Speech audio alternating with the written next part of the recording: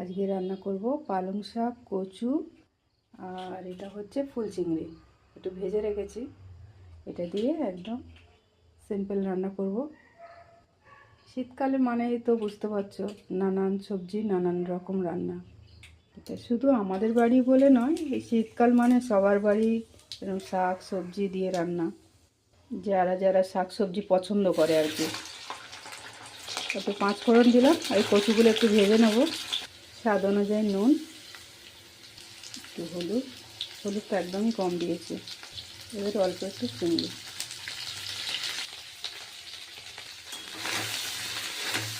এর মধ্যে কিন্তু আমি কোনো আর মশলা দেবো না, পেঁয়াজও দেবো না। এখানে যে পেঁয়াজটা কাটা আছে এটা কিন্তু দেবো না, এই যে পেঁয়াজ ছাড়াই করবো।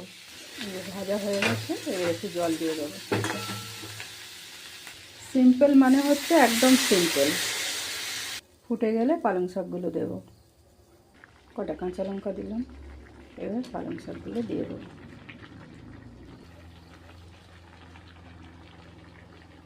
এবার নেড়ে চেড়ে ঢাকা দিয়ে দেবো।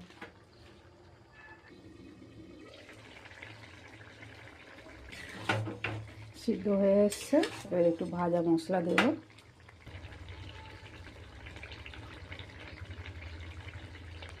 তরকারি হয়ে গেছে, এবার শুধু ঝোলটা শুকিয়ে গেলেই নামিয়ে নেব।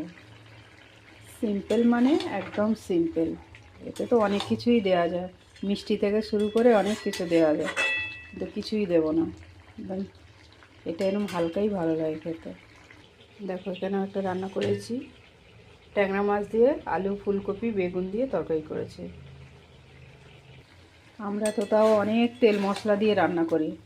আমাদের সময় মা মাসিরা তেল ছড়ি ছড়ি রান্না করতো, আর মশলা তো একদম সামান্য দিয়ে রান্না করতো, কিন্তু অথচ সেই রান্না মানে মুখে লেগে থাকতো।